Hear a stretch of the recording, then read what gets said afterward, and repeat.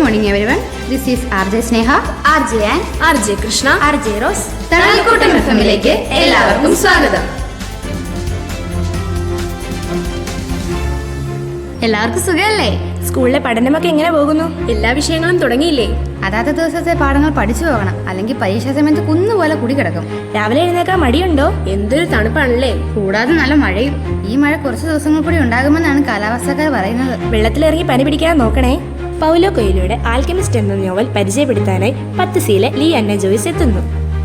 Brazilian സാഹിത്യകാരനായ Paulo Coelho എഴുതിയ അതിപ്രശസ്തമായൊരു നോവലാണ് the Alchemist.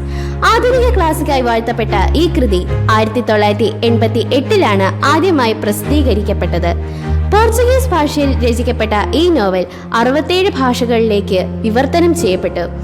ജീവിച്ചിരിക്കുന്ന ഒരു സാഹിത്യകാരന്റെ ഏറ്റവും അധികം ഭാഷകളിലേക്ക് വിവർത്തനം ചെയ്യപ്പെട്ട കൃതി എന്ന് ഗിന്നസ് ബുക്കിലും ഇടം നേടി.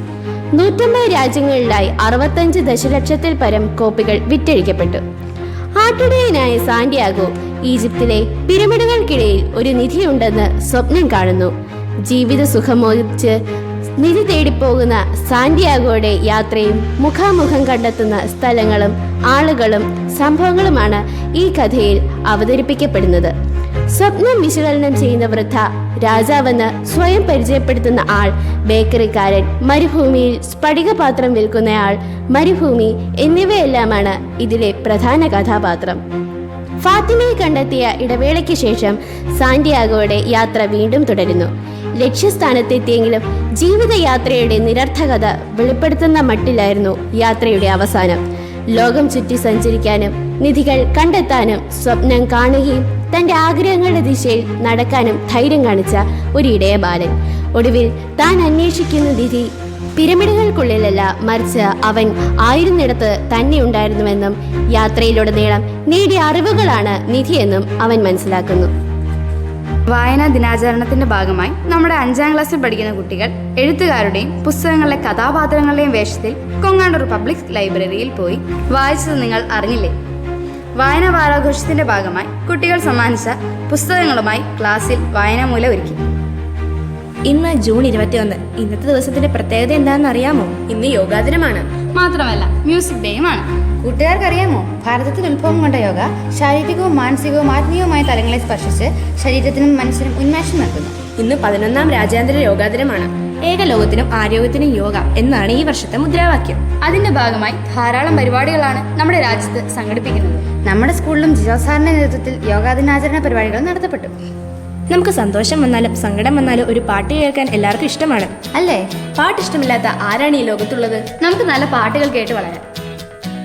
ഇത്രയും നാളും കുട്ടികളുടെ പാട്ടല്ലേ കേട്ടത്. ഇന്നൊരു വെറൈറ്റി ആയാലോ? നമ്മുടെ സ്കൂൾ സ്റ്റാഫായ മാർട്ടിൻ ചേട്ടന്റെ ഒരു പാട്ട് കേട്ടാലോ?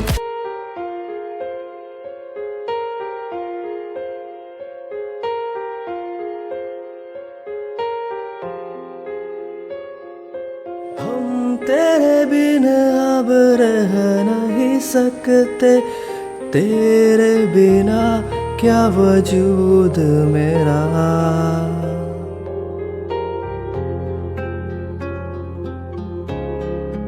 हम तेरे बिन अब रह नहीं सकते, तेरे बिना क्या वजूद मेरा.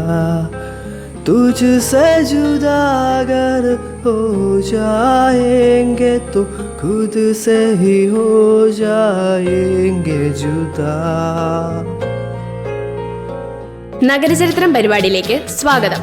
ഇന്ന് നമ്മൾ പരിചയപ്പെടാൻ പോകുന്ന ജില്ല പാലക്കാടാണ്. കേരളത്തിലെ ഏറ്റവും വലിയ ജില്ല പാലക്കാട്. ഏറ്റവും ചൂട് കൂടിയ ജില്ല പാലക്കാട്.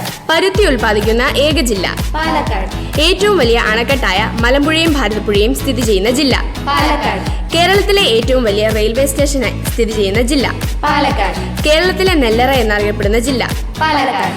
ഏറ്റവും കൂടുതൽ നെല്ല്, കരിമ്പ്, നിലക്കടല ഉൽപ്പാദിപ്പിക്കുന്ന ജില്ല പാലക്കാട്. കുഞ്ചൻ നമ്പ്യാർ ജനിച്ച ജില്ല പാലക്കാട്. കേരളത്തിലെ ആദ്യ സമ്പൂർണ്ണ ബാങ്കിംഗ് ജില്ല പാലക്കാട്. സമ്പൂർണ്ണമായി വൈദ്യുതീകരിക്കപ്പെട്ട ആദ്യത്തെ ജില്ല പാലക്കാട്. ഏറ്റവും കൂടുതൽ റവന്യൂ വില്ലേജുകൾ ഉള്ള ജില്ല പാലക്കാട്. കഴിഞ്ഞ തവണത്തെ കുസൃതി ചോദ്യത്തിന്റെ വിന്നർ ആരാണ്? ആരാ? 10C ലിയ എന്ന ജോയ്സ് ആണ് ശരിയായ ഉത്തരം നൽകിയത്. കമന്റ് ഒക്കെ കുറയുന്നുണ്ടല്ലോ. ലൈക്കും അതെ, ലൈക്കും കമന്റും ഷെയർ ചെയ്ത് ഞങ്ങളെ പ്രോത്സാഹിപ്പിക്കണേ. ഇനി ഇന്നത്തെ കുസൃതി ചോദ്യം പറയട്ടെ. ഒന്നിച്ചു കൂടിയാൽ നിലവിളിക്കുന്ന ഇംഗ്ലീഷ് അക്ഷരങ്ങൾ ഏതാണ്? ഉത്തരം എല്ലാവരും കമന്റ് ചെയ്യണേ. സമ്മാനം അസംബ്ലിയിൽ നൽകും കേട്ടോ.